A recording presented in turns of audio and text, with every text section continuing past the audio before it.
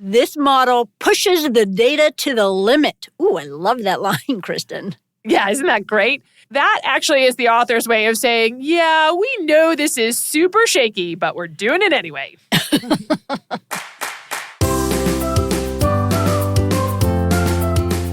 Welcome to Normal Curves. This is a podcast for anyone who wants to learn about scientific studies and the statistics behind them. It's like a journal club, except we pick topics that are fun, relevant, and sometimes a little spicy. We evaluate the evidence, and we also give you the tools that you need to evaluate scientific studies on your own. I'm Kristen Sinani. I'm a professor at Stanford University. And I'm Regina Nuzzo. I'm a professor at Gallaudet University and part-time lecturer at Stanford. We are not medical doctors. We are PhDs, so nothing in this podcast should be construed as medical advice. Also, this podcast is separate from our day jobs at Stanford and Gallaudet University. Regina, today I want to talk about the backfire effect. This is the idea that when you try to correct someone's false belief, you might actually make them believe it more strongly. It's gotten a lot of media attention. Have you heard of it? I have, actually. It is very counterintuitive. Yeah, I got sidetracked on this topic while researching vaccine hesitancy for our HPV vaccine episode. It turned out to be such an interesting story that I'm now dedicating a whole episode to it. It's been a big deal for fact checkers and journalists because it suggests that correcting misinformation might reinforce the misinformation instead of dispelling it. So that's the claim we're looking at today, that the backfire effect is real. Along the way, we're going to hit some fun statistical topics, interactions, detecting problems in randomization, replication studies, and the importance of understanding your data at a very basic level. We'll also encounter a ghost study and do some statistical sleuthing. Statistical sleuthing with you, I cannot wait. All right, researchers talk about two main forms of the backfire effect, the familiarity backfire effect and the worldview backfire effect. And of course, we've got jargony names for these. Of course, academics have to have jargon. How else are they going to keep their jobs and sound important, right? But these two terms are pretty easy to remember. The familiarity backfire effect is the idea that when people repeatedly hear a claim, even if it's labeled as false, they might start to believe it just because it feels familiar. So if we tell people it's false that vaccines cause autism, they might just remember vaccines cause autism and forget the whole false part. Exactly. Our brains often confuse familiarity with truth. So even if you originally heard this is a myth or this is false, just hearing that myth repeated multiple times might make it feel credible later. Interesting. And the worldview backfire? That's when a correction threatens someone's core beliefs, political, cultural, or religious. The theory is that when people feel their worldview is under attack, they start mentally counter-arguing. They push back in their minds, defending their position so forcefully that they end up believing the false claim even more as a way to protect their identity.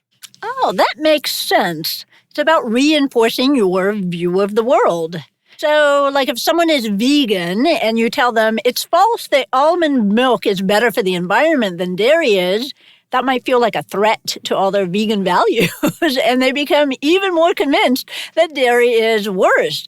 But non-vegans, they're not going to have that doubling down effect. They might be more open-minded. That is a great example, Regina. Though I have to say, I've never really understood almond milk. Now, not everyone agrees on what counts as a backfire effect, so here's how we're defining it for this episode. A backfire effect occurs when correcting a false claim inadvertently increases belief in that claim compared to presenting the false claim alone or presenting nothing at all. Got it. Okay, how are you going to start us off? Do you have a study? Yes, I want to start by talking about a 2010 paper that basically put the backfire effect on the map. It made a huge splash because it claimed to provide evidence of the worldview backfire effect. Worldview meaning identity threat. Exactly. The lead author of the paper was Brendan Nyhan. He's now a professor at Dartmouth, my alma mater, and he has an interesting history. Back in 2001, he co-founded a political fact-checking site called Spin Sanity. Wow, a 2001 fact-checking website, and that was early internet era there. Yeah, they actually predated sites like factcheck.org. It only ran until 2004, but Nyan and his co-founders also wrote a book in 2004 that made the New York Times bestseller list. It's called All the President's Spin, George W. Bush, the Media, and the Truth. Great book title, and now I'm nostalgic for the early 2000s. So this means he has been interested in correcting misinformation for a long time. Oh, yeah. After that, he went on to Duke for a PhD in political science, and his famous 2010 paper actually came out of research that he did for his dissertation. And this paper has had a huge ripple effect. Were fact-checkers and journalists completely freaking out at this point? Because if the backfire effect is real, then them debunking myths could actually do more harm than good. They were freaking out. Yes, exactly. The paper has been cited over 4,000 times. It's been referenced hundreds of times in the media, and it's had a long shelf life. It got a lot of attention in 2010 when it first came out, but then there was a resurgence of interest around 2015. What happened in 2015? I am guessing Trump? Exactly. That's when we entered the alternative facts era. Misinformation was everywhere, and people were really interested in understanding misinformation, and this paper became a go-to citation. Fact checkers were even warned to not repeat misinformation when correcting it. We're going to dissect that 2010 paper in just a minute here, but before we do that, Regina, I want to talk about an earlier paper from 2007. It's sort of a ghost or phantom paper. A ghost paper? What is a ghost paper? It's this unpublished study that everyone cites as evidence of the familiarity backfire effect, but no one ever seems to have actually got their hands on this study. It's a ghost. But wait a minute. So they are citing an unpublished study with no peer review? That's right. It was never published. Sometimes people cite the unpublished version directly as unpublished paper. Other times they cite a review article that contains a short summary of the ghost paper. And that review article was co-authored by Norbert Schwarz, and he was actually one of the co-authors of the ghost paper. So presumably he should know what was in the ghost paper. You would think. What was the ghost paper actually about? It was an experiment where people were randomly assigned to see a CDC, Centers for Disease Control, flyer about the flu vaccine or to see nothing. The control group just saw nothing. The flyer contained myths and facts about the flu vaccine. For example, it contains the statement, the side effects are worse than the flu, but that's labeled very prominently as false. And this is where people might just remember the statement itself and somehow forget that it was labeled as a myth. That's the worry. After they saw the flyer, they waited 30 minutes to let people's memories settle because the familiarity backfire effect has to do with faulty memory. And then they gave both groups a questionnaire about their attitudes toward the flu vaccine. And when people cite this paper, they claim that it shows two key backfire effects. Supposedly, the group that saw the facts and myths flyer rated the vaccine as less important and said they were less likely to get the vaccine compared with the control group. In fact, that's exactly how Schwarz himself summarizes the results in that review article that he co-authored. He writes, the facts and myths flyer backfired after a delay. These participants reported less favorable attitudes toward flu vaccination and lower behavioral intentions than control participants who read no flyer at all. Lower behavioral intentions. Does that mean just lower intention to actually get the vaccine? Yes, exactly. Okay, Schwarz was saying the backfire effect was real, and since, as you pointed out, he was one of the co-authors on the ghost study, you would think that he got the results right. You would think, but of course no one could check it because no one seems to have a copy of this phantom paper. Kristen, did you go looking for it? Of course I did. I took this as a challenge to find it, and through the magic of the Wayback Machine, I found a copy. The paper is titled Myths and Facts About the Flu, health education campaigns can reduce vaccination intentions. And we can put a copy in the show notes of that PDF that you found. We will definitely put a copy in the show notes so everybody can read it. It appears to be a draft that's ready or near ready for journal submission, so it doesn't appear to be a draft that's unfinished or in its very early stages. In fact, the title of the PDF, it's got the word JAMA in it. Interesting. So they may have submitted this paper to JAMA, the Journal of the American Medical Association, but then gotten rejected. I think so, because the paper was never published. So presumably anywhere it was submitted, it got rejected. Which means it may have had some problems. Yes, exactly. And in fact, I did notice some red flags when I looked at the paper. I'll put those in the show notes. But Regina, do you want to hear the really dramatic twist here? Of course. In this copy of the paper, there is no evidence to support those two backfire effects that everyone who cites the paper, including Schwarz, claims that the paper shows. What? The findings Schwarz reported do not match what you found in his own unpublished ghost paper. Nope. The Facts and Myths group rated the importance of the flu vaccine on average 3 out of 9, whereas the control group rated it 4 out of 9. But this difference was not statistically significant. And without statistical significance, they cannot claim to have found a difference. Statistically, not allowed. Exactly. And it's worse for intention to vaccinate. The Facts and Myths group rated their likelihood of getting the vaccine next winter on average 3.2 out of 9, whereas the control group rated it as 3.1 out of 9, virtually identical. There was no difference between the groups in the intention to vaccinate, even though all the subsequent citations of this paper claim that there was a difference. So the one study everyone cites as original proof of the familiarity backfire did not actually show any evidence of this effect? That's right. This paper turns out to be a myth itself. This is the problem that we talked about with bad citations in the sugar sag episode, Regina. You should never trust that someone else's summary of a study is accurate, even if it was one of the authors of the study. You should always go back to original sources and read and summarize the paper yourself. Except here, Kristen, there was no source to go back to. And, okay, you cannot be sure that you actually got the final version of the paper, right? That's true. I don't know if the copy that I found on the Wayback Machine is the actual final version of this paper, but it would be very strange if the results changed that dramatically between drafts.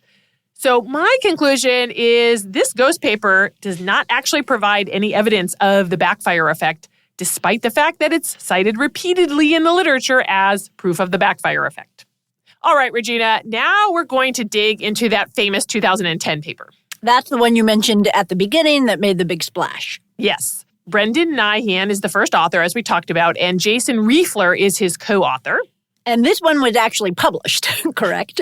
Yes. This study was peer-reviewed and published, so we're already doing better than the ghost paper. They ran 2 different studies that are described within this one paper. In the first study, they collected data in 2005 on 130 students at a Catholic university in the Midwest. Students again. Were these students getting extra credit by any chance? Yes, these were psych students participating in the study to get course credit, exactly. Kristen, you and I have talked about how psych studies often rely on these college students, which means these samples are often not representative of the general population. And you mentioned this was a Catholic university. Maybe they weren't even representative of college students in general. Right. They may have been more conservative than typical college students, for example. Regina, we're going to need to do a little history lesson here. Do you remember the whole controversy about Iraq and weapons of mass destruction back in the early 2000s? Ooh, this is a little memory game. I know I said I was feeling nostalgic, but okay, I do remember. This was after 9/11 when the American government claimed Iraq had weapons of mass destruction, WMDs, and that Iraq might give those weapons to terrorists. And those WMDs were the main reason the government gave for invading Iraq. And that was in 2003. But then later, whoops, it was revealed that they were wrong. Those WMDs did not actually exist. That's a great summary, Regina, especially for our young listeners who may not remember this controversy because they were too young at the time. All right, back to the study now. Participants read a news article that falsely implied that Iraq had weapons of mass destruction, WMDs. The participants were randomly assigned to receive just the news article or the news article followed by a correction that clarified that Iraq did not have WMDs. After they read the material, participants had to rate their agreement with the statement that Iraq had weapons of mass destruction. They rated this on a 1 to 5 scale, where 1 meant strongly disagree with the statement and 5 meant strongly agree. So for this outcome, higher numbers mean more belief in the falsehood. Yes. They also asked the participants to report their political ideology in one of 7 categories: very liberal, liberal, somewhat liberal, centrist, somewhat conservative, conservative, or very conservative. So 7 categories. That's right. So that was the first study. The second study they conducted in 2006, and this involved 197 students from the same college. And Regina, this is great. They did an internal replication. They tried to replicate the exact same experiment on Iraq and WMDs that they had conducted in 2005. Ooh, that is great. We love a replication. Yes, we love replication. They also added 2 new false statements. 1, that tax cuts increase revenue. Not quite sure how the math works on that. And 2, that George W. Bush canceled all stem cell research. And that second false statement, I believe, was put in there to appeal to liberals more than conservatives. And then the participants had to rate their belief on those false statements on that 1 to 5 scale. And Regina, overall, they didn't find any difference between the 2 groups, between the correction group and the control group, in any of the 4 experiments. Well, that does not sound very exciting. That's right. How did this get big headlines? But remember, they were studying the worldview backfire effect. And the worldview backfire effect is not about what happens overall. It's about what happens in certain subgroups, like liberals or conservatives. So now I want to talk about the results when they divided this up by political ideology. This is going to involve something called interactions. Ooh, I cannot wait to hear what they found and to talk about interactions. I love those, but let's take a short break first.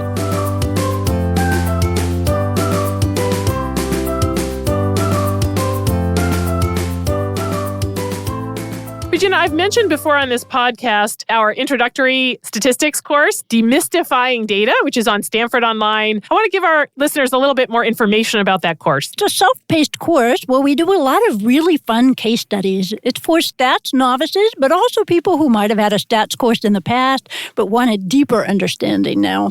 You can get a Stanford Professional Certificate as well as CME credit. You can find a link to that course on our website, normalcurves.com, and our listeners get a discount. The discount code is normalcurves10. That's all lowercase.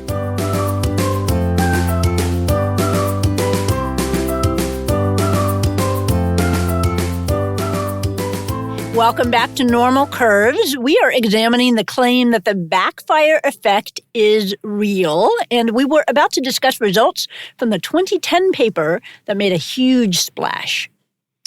All right, let's start with that first study, the data they collected on the 130 students in 2005. Remember, the 2 groups, correction and control, had to rate their agreement with the statement that Iraq had WMDs on this 1 to 5 scale.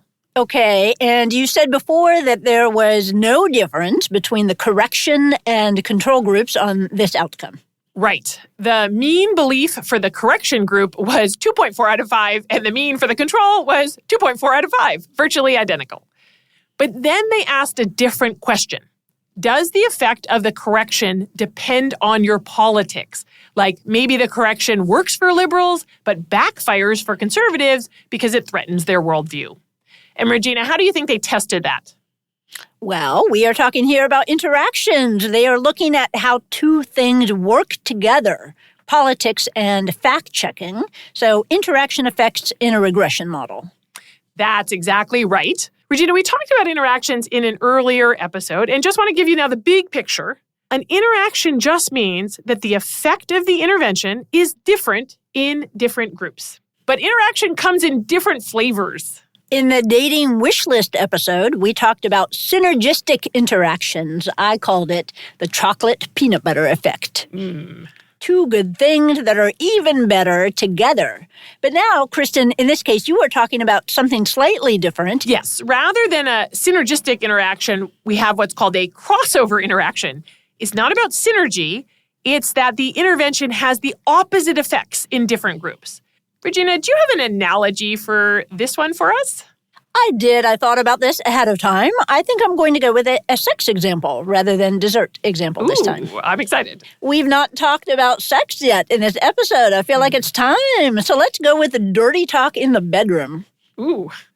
Because if you are a dirty talk kind of person, you get a little foul language in the bedroom, super sexy. But if you are not a dirty talk kind of person, then that has the opposite effect. It completely kills the mood. Yeah, definitely. Different people might react to that really differently. All right. Back to WMDs now from Dirty Talk. In this study, they did find a statistically significant interaction. Let me give you now the big picture interpretation of the interaction they found. They found that if you were on the liberal end of the spectrum, the correction worked. Belief in WMDs went down. But if you were on the conservative end, it backfired. Belief in WMDs actually went up. Ooh, that is the backfire. Right. But I want to get under the hood a little, Regina, and walk through how that actually played out in the model and what it looks like statistically, mathematically. So let's talk about the model. First of all, they used a linear regression. The outcome variable for that regression was this belief that Iraq had WMDs rated on this 1 to 5 scale. And the model contains 3 main predictors. The first predictor is, are you in the correction group or the control group? The second predictor is your political ideology. And the final main predictor is the interaction between what group you're in and your political ideology. Okay, so 3 main predictors, which experimental group you're in, that's a binary, categorical, belief in the statement on a 5-point scale, and political ideology on a 7-point scale, and those are also categorical, Kristen, but they are treating them as numbers, as integer scales? Yeah, that's right. Political ideology is treated as a 7-point scale with 1 point added every time you shift one category to the right in the conservative direction.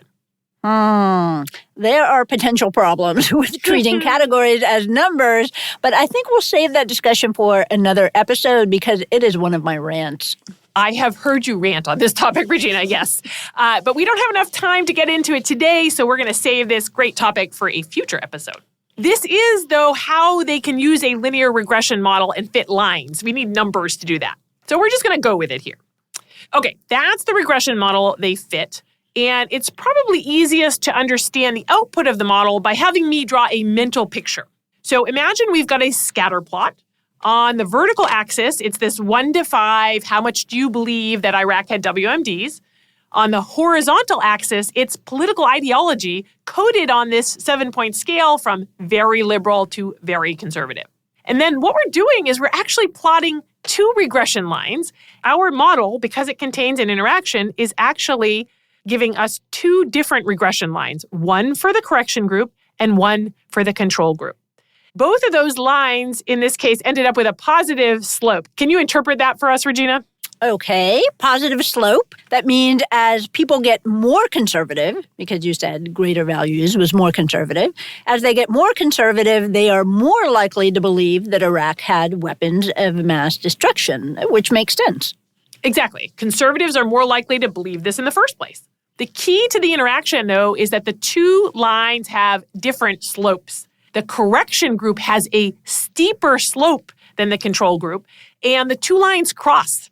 If you are on the liberal side of the graph, the left side of the graph, the correction line is actually below the control line, meaning the correction worked. People reduced their beliefs in WMDs. But if you're on the conservative side of the graph, the right side of the graph, the correction line is above the control line. It's backfiring. If you got the correction, belief in WMDs actually went up. Oh, Kristen, I love this. Thank you for walking us through this. But a question, technically, if a researcher says that they found an interaction, what they're really saying is that they found the slopes of those two lines are significantly different from each other. And that was the case here? Yes, the slopes of the two lines were significantly different. Correct. And Regina, just to give you a sense of the size of the effect, in addition to the statistical significance, the model predicts that if you were in the very liberal group, getting the correction would reduce your belief in WMDs by almost 1 point on that 5-point scale. But if you're in the very conservative group, the model predicts that getting the correction increases your belief in WMDs by over 1 point on that 5-point scale. Interesting. So not a super huge effect, but not nothing either. It's a moderate effect. Yeah. Now, I do have a complaint, Regina. They did something in the paper that's a pet peeve of mine.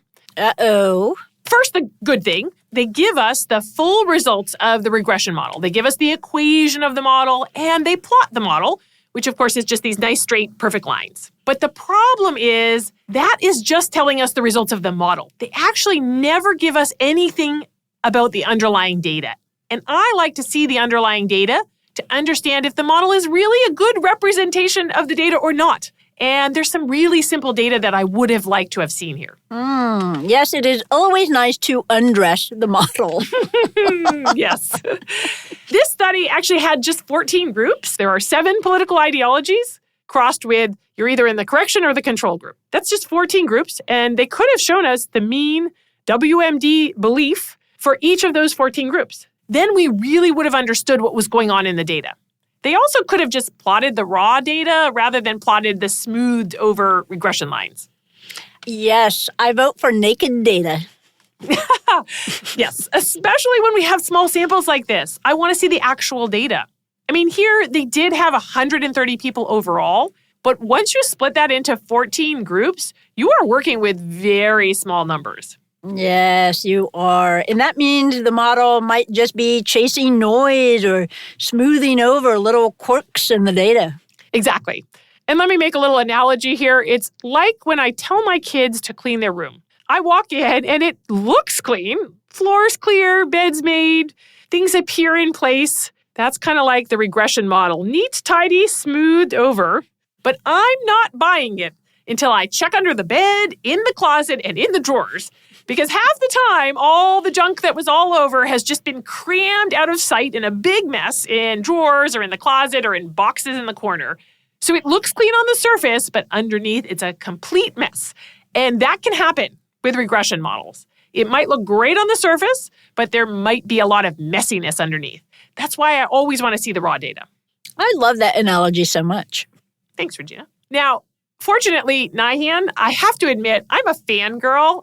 And not just because I'm a Dartmouth alum, but because on his website, he lists all his publications. And for most of them, he provides both the data set, the raw data, and the Stata code. And he has data going all the way back to 2010, including for this paper. No way. He is precocious. He was doing open data before open data was even a thing. Yeah, this is amazing that I was able to get data from a study that's 15 years old, and I was able to look under the hood. Regina, the first thing I did with the data is I simply replicated the models in the paper. I reran the regression models to make sure that I got the same numbers that he got, and guess what? I did. The numbers match. That is actually not a small feat, I want to point out. This is a very particular type of replication you're doing called computational replication, and it does not always work out with such great results as this. So kudos to the authors, kudos to you. Yeah, you'd be surprised how often this simple replication actually fails, but it gives me a lot of trust in the paper that I can just match the basic numbers reported in the paper. Did you go further with the data? What'd you find? I did find an imperfection. There were 60 people in the correction group, but 70 in the control group. It wasn't quite even. This tells me that their randomization scheme was probably some kind of really simple scheme, Regina, like a virtual coin flip. You and I have talked about the importance of randomization schemes because you can end up with unbalanced groups like this if you do simple randomization. What they really should have done is block randomization, where you randomize in small blocks instead of the whole thing all at once, and that's so you don't end up with too many people in one group and not enough in the other. Yeah, it would have been a little better had they done something like that because we would have ended up with more balanced numbers. It's not terrible, though. All right, the next thing I did was to actually look at just some simple descriptive statistics. Regina, we've talked before about the importance of descriptive statistics. Here, I just looked at the 14 groups we have. Again, 7 political ideologies, 2 experimental groups. I simply calculated the means for this WMD belief score in each of the 14 groups so I could get a feel for what was going on. And here's what I found. Among the 2 most liberal categories of students, very liberal and liberal, there was almost no difference between the correction and control groups. The effect we see on the liberal side is only coming from that somewhat liberal group. In that group, the mean belief was 2.2 in the control group, and it dropped to 1.4 in the correction group. It is sounding like the pattern is not quite as tidy and consistent as the regression model might suggest. That's right. If we look in the middle, in the centrist and somewhat conservatives, the correction group was about a half point higher than the control on average, so it was a small backfire in those groups. But the real meat of it, where that backfire effect that we see in the model is really coming from, was actually from the conservative category. In those students, the mean jumped from 2.8 in the control group to 4.2 in the correction group. But here's the thing. There were only 5 people in each of those groups, correction and control, so just 10 total. Ooh, that is not a lot. That's right. And if we look at the very conservative group, there were only 4 very conservative students in the whole study. And guess what? None of them happened to be in the correction group. All 4 of the very conservatives ended up in the control group. So actually, for that very conservative group, we really don't have much to go on. Yeah, even though the model makes predictions about that group, we don't have any data there. So, Regina, overall, the pattern is there, but it's not nearly as smooth and tidy as the model makes it look. Just like your kids' bedrooms. Yes. And when you're looking at interactions, having small numbers in some of the subgroups like this is a problem, especially when the study design relies on randomization. The randomization is really important here because they are using what's called a post-test study design. That means they compare the correction and control groups only after the intervention. So we have to assume that the groups were similar to begin with. If they started out with different beliefs about Iraq and WMDs, then the differences we see afterward might just reflect those initial differences, not the effect of the correction. Right. Randomization is supposed to make the groups equivalent at the start. That is the whole point. Exactly. If you randomize 130 people into 2 groups, you'll probably get pretty good balance overall. If the sample size is large enough, you tend to get pretty good balance. But once you start slicing the data into smaller subgroups by politics, you can run into trouble. Some of those subgroups, like very conservative participants, are tiny. And with such small numbers, it's easy to get imbalances just by chance where maybe the correction group happened to start out with stronger beliefs in WMDs than the control group. That alone could explain the difference we see after the intervention. So overall, I'd say there's something here, but it's not terribly robust. Exactly. And this is why we need replication, because Kristen, didn't you say they did their own replication, in 2006? Yes, they did a direct replication. They repeated the exact same experiment a year later in a slightly larger group of students, 197 students. And guess what they found, Regina? Ooh, something super exciting? Depends on your definition of exciting. They did not replicate the findings. In fact, they found the opposite. The opposite?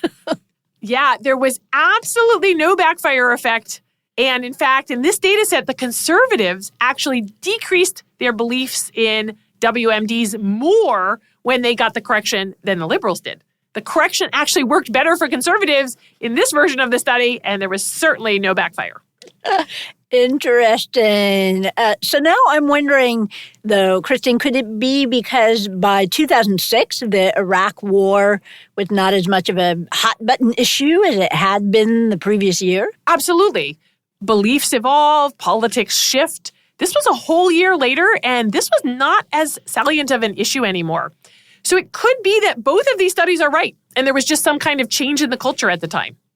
It also could be that one or both studies are wrong. And Regina, since they didn't find what they wanted to in that replication study, in that second study, what do you think they might have done next? Kristen, did they go poking around in their data just like the bad boyfriend post hoc X that we talked about who refuses to give up on the relationship or the study? They sure did. They ran a post hoc analysis, and to their credit, they clearly labeled it as post hoc. So here's what they did. They said, okay, let's only look at people who said they really cared about the Iraq War, who identified the Iraq War as the most important issue to them. That was one of the survey questions. When they restricted the analysis to that subgroup, then they found that the conservatives did double down when corrected. Here's the thing, though, Regina. There were only 34 people in that entire analysis, of whom only 8 identified as anywhere on the conservative spectrum, and just 4 were in the correction group and 4 in the control group. Oh, 4 in each group? That is way, way too little to draw any conclusions from. Yeah, and the authors clearly knew that because they wrote this great line in the paper. I love this. They say, this model pushes the data to the limit, since only 34 respondents rated Iraq the most important issue, including 8 who placed themselves to the right of center ideologically. This model pushes the data to the limit. Ooh, I love that line, Kristen. Yeah, isn't that great? That actually is the author's way of saying, yeah, we know this is super shaky, but we're doing it anyway. I do appreciate the self-awareness. All right, Regina, remember they also looked at 2 other beliefs in this study, and they did find a worldview backfire effect for the belief that tax cuts increase revenue. In that case, the conservatives did double down after seeing the correction. It was statistically significant, but I'll tell you the magnitude was small. It was even smaller than the effect that we saw in that first Iraq WMD study. And for stem cells, they didn't see anything, no backfire. So overall, this is not looking very impressive. I mean, there might be something there, but not terribly robust because we're not seeing it in every situation. Yeah, I'd call it interesting but flimsy. But of course, people ran with it anyway, didn't they? Yep, it got totally blown out of proportion. And I'm not saying that this is the author's fault. I think it's just that the reaction to the paper really outpaced the data. And this idea of the backfire effect took on a life of its own. I also want to mention another researcher who got very interested in the backfire effect around the same time, Ulrich Ecker. He's a cognitive psychologist at the University of Western Australia. And in 2012, he co-authored a review paper with Norbert Schwarz. Do you remember who that is, Regina? Oh, that's the ghost study author. Exactly. And in that review, they even cite the ghost study. That paper focused on misinformation in general, but they spent a good chunk of it arguing that the backfire effect was real, and they cited evidence that they believe supported the backfire effect. So Ecker was on board at this point. Definitely. And we'll see later that he goes on to run some important backfire studies himself, but this particular paper was just a review, so he didn't collect any data. So just a summary of what was out there. Exactly. And Regina, around the same time, Nyhan and Riefler, the authors of that famous 2010 study, they were also pushing the research forward. They ran more studies about the worldview backfire effect. And they found... Sometimes they found an effect, sometimes they didn't. For example, they did some studies in vaccines. They looked specifically at people who were vaccine hesitant. Vaccine hesitant, that is the group you'd most expect to double down. Right. But the results were kind of a mixed bag. When they gave this group corrections like vaccines don't cause autism, it didn't seem to increase their belief that vaccines cause autism, but it did sometimes reduce their intention to vaccinate. Around the same time, other researchers were also getting on the backfire bandwagon and starting to study backfire effects. And there were a number of studies specifically about the worldview backfire effect. And they did find some flickers. There were some isolated findings where they found something positive, but no consistent pattern and kind of a lot of null results. Still, during this time, the mid-2010s, both Ecker and Nyhan became key public voices on misinformation. They gave talks, they were widely quoted, and they often discussed the backfire effect. So it was a big part of both their public and professional identities. And that is where we are in the mid-2010s. Exactly. A lot of people talking about backfire and believing in it. And Regina, I want to talk in detail about one more paper that came out in 2017 because this paper claimed to find evidence for the familiarity backfire effect. Ooh, I can't wait. Time for a short break first.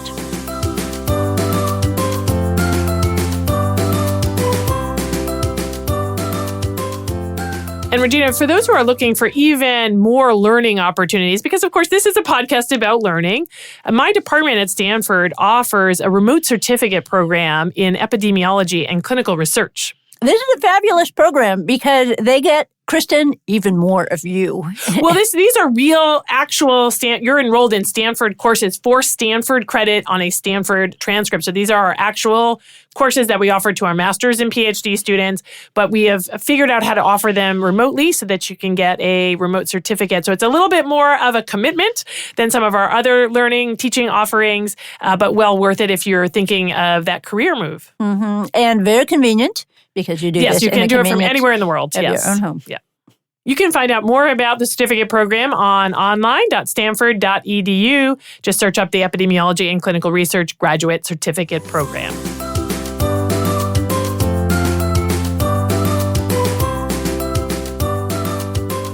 Welcome back to Normal Curves. Today we're talking about backfire effect, and we're just about to talk about a 2017 paper that claimed to have found evidence for familiarity backfire effect.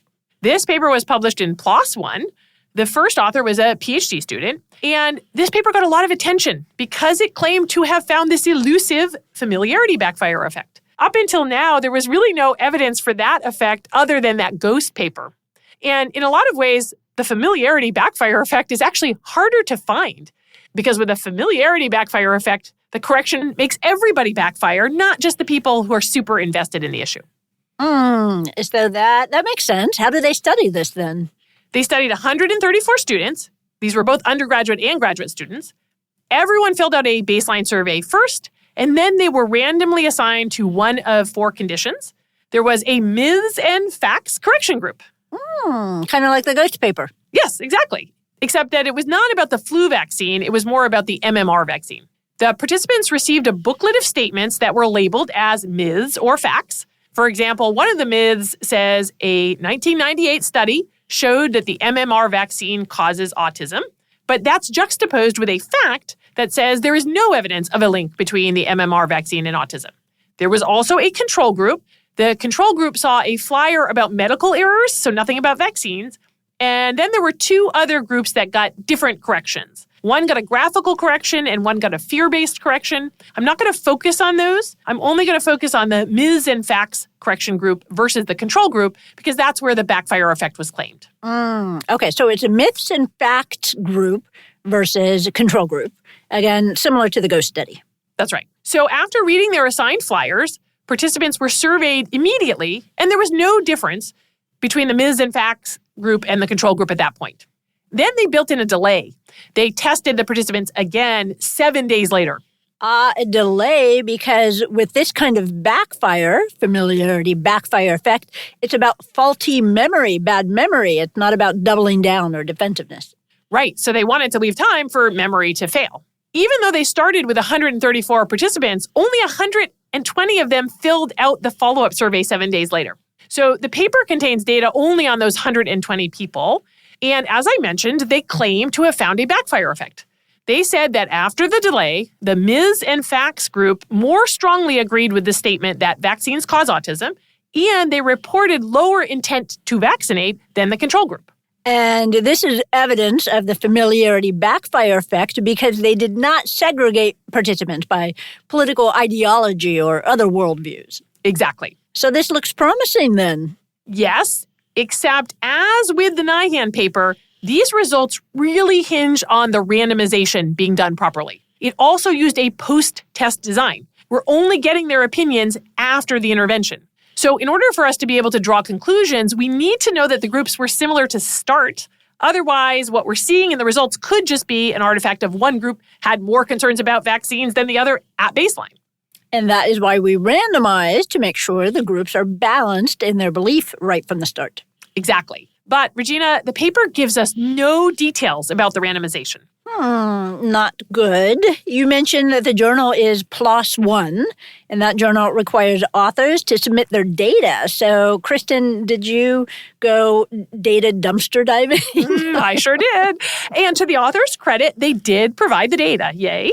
So I downloaded the data, and as with the Nyhan paper, the first thing I did was just to replicate some of the values that they reported in their paper, and I was able to replicate their results. Okay, good check. Yep, very good. All right, the next thing I did was to compare the four groups on some basic descriptive statistics. The first thing I looked at was just something very simple. I looked at the sample sizes for the groups because unfortunately, the paper never reports the sample sizes for the different groups.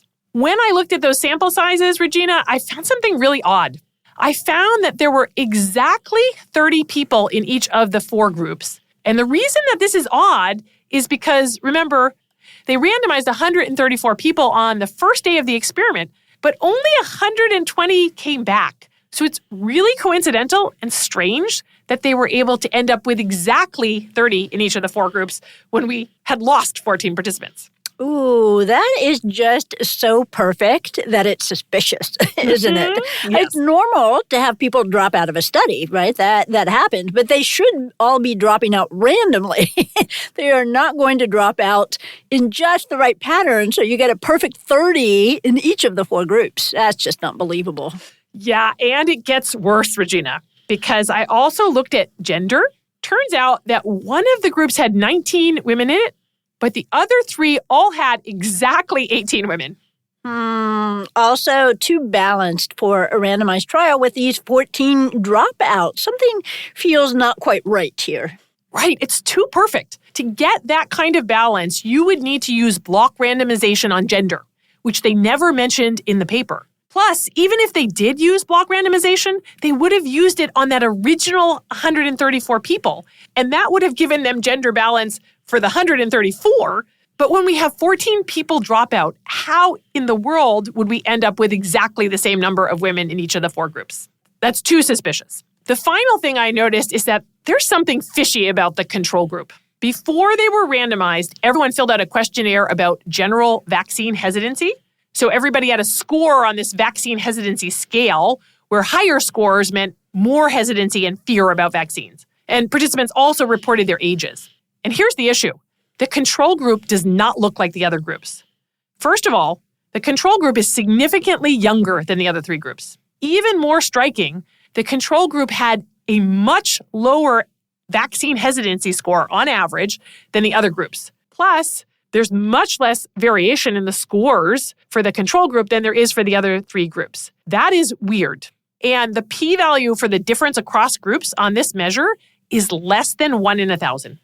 Ooh, so to interpret that p-value, that would mean if things had been perfectly randomized, we would see differences at least as extreme as these in only one study out of 1,000, which, of course, is pretty rare, and that makes me a little suspicious about whether this was properly randomized.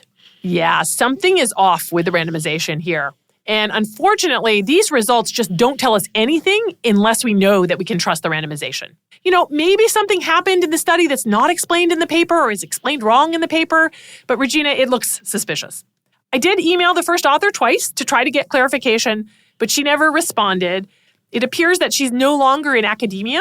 She was a PhD student when she wrote this paper, but I wasn't able to track her down. So I don't know what happened here, but this definitely was not a properly randomized study. Before she left academia, that first author also published another paper in 2019 that made similar claims about the familiarity backfire effect. It was an even smaller study, just 60 parents, and this study was not in PLOS One, so I didn't have any access to the data. So I have no way of checking it. But given the problems with the first paper, I just don't trust that 2019 paper. I would need to see the data to really believe it. Yeah, I agree. Okay, Kristen, maybe now we can recap where we're at. We have had some evidence for the worldview backfire effect, but it's been really spotty, not terribly robust. And now we've had a few papers on the familiarity backfire effect, but those have tended to fall apart once you look at them carefully. That's a good summary, Regina. All right, now I want to get into what's really great about this topic. It's one of those rare cases in science where we've actually had direct replication studies. The topic got so much attention that multiple teams have tried to replicate the findings. I'm going to start with the one that had the biggest splash. There was a huge replication study published in 2019 in the journal Political Behavior, the same journal that published the original Nyhan and Riefler study. The title is The Elusive Backfire Effect, and it was done by 2 PhD students. They ran 5 large experiments with a total of over 10,000 participants, and they set out specifically to replicate Nyhan and Riefler's 2010 study on the Iraq WMD myth. But they didn't just stop there. They tested that correction, and then they tested factual corrections across 52 different political issues, covering claims from both the left and the right. And they were specifically looking for worldview backfire effects. They used a similar statistical approach as Nyhan and Riefler. Okay, so over 10,000 participants and 53 political issues. That is huge. I hope they found something.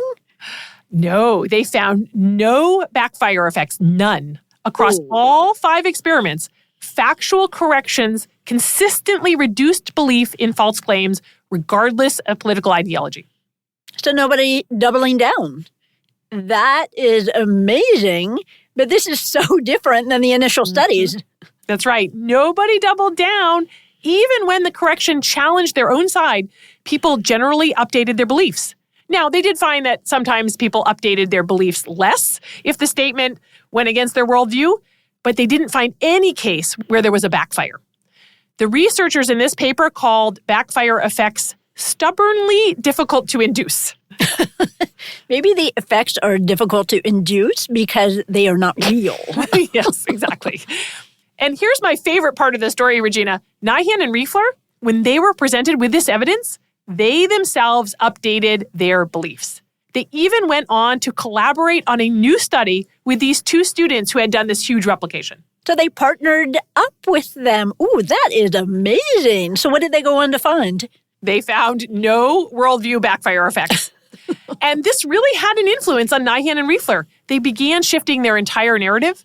Even though backfire effects had been central to their work for years, they were willing to update their beliefs and acknowledge that the evidence wasn't there.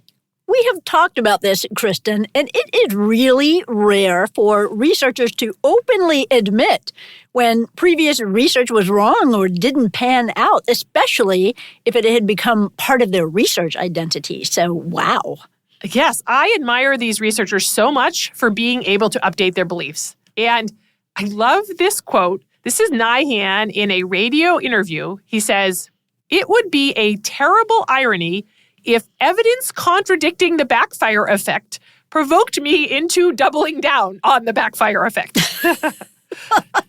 I love that. That is a fabulous quote. And he also seems like he has a sense of humor. I love it. Yeah, it's a great quote. And another person who updated his views is Ulrich Ecker.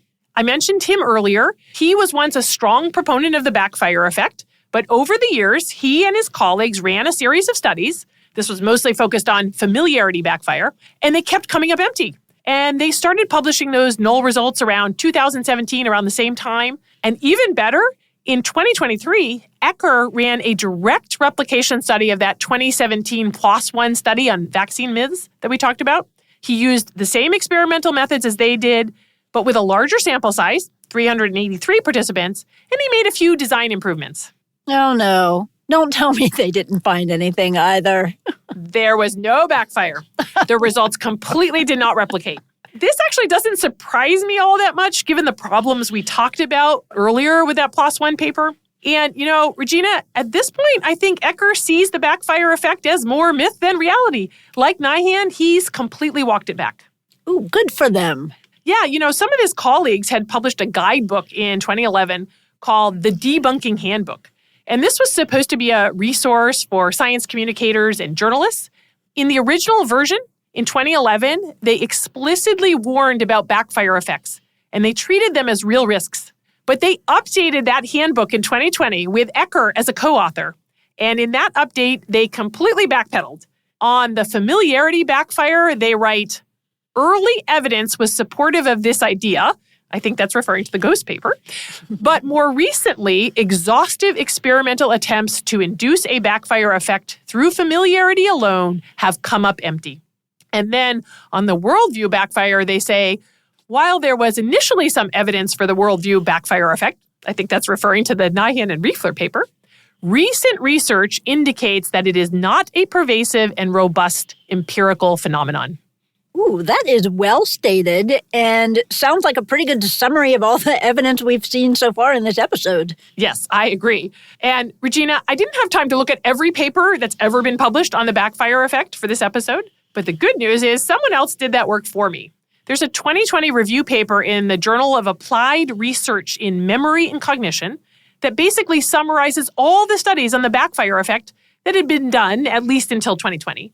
And there are two major tables, one with all the studies on worldview backfire effects and one with all the studies on familiarity backfire. And they highlight in those tables any studies that reported positive findings. And what they find is that for the worldview backfire effect, there were a few scattered studies with positive results like that Nyhan and Riefler study, but overall, not much. And then for familiarity, there are actually only 3 studies that claim positive findings.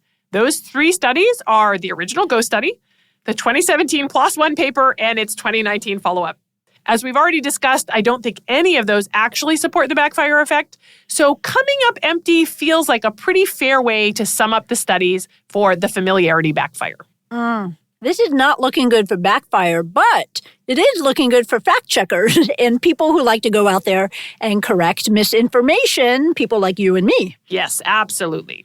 I think now, Kristen, we are ready to wrap this up and rate the strength of evidence for this. What do you say? Are you ready? Let's do it. Yeah. Okay, the claim we are looking at today is that the backfire effect is real, that correcting misinformation might reinforce the misinformation instead of dispelling it.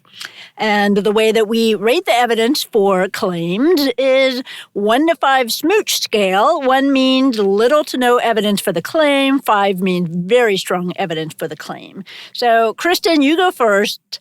Kiss it or diss it. What do you say? I'm going to go with 1.5 smooches, Regina. I'm pretty convinced that the backfire effect is not a real phenomenon. But maybe there are certain situations where people are really stuck on something where they might double down. So I won't rule it out entirely. What about you? I'm going to go with 1 smooch on this because everything that I've just heard from you, it feels like it was a case of overblown attention for a study that just randomly happened to get a fluke finding for something that's not really there. We talked about this before in the red dress effect episode. So I'm going to go with 1 smooch. What about methodological morals? Do you have a good one for this, Kristen? I'm going to pick on the ghost paper.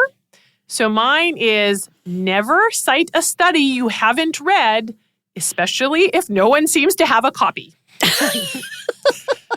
That is like a great rule of life, I think.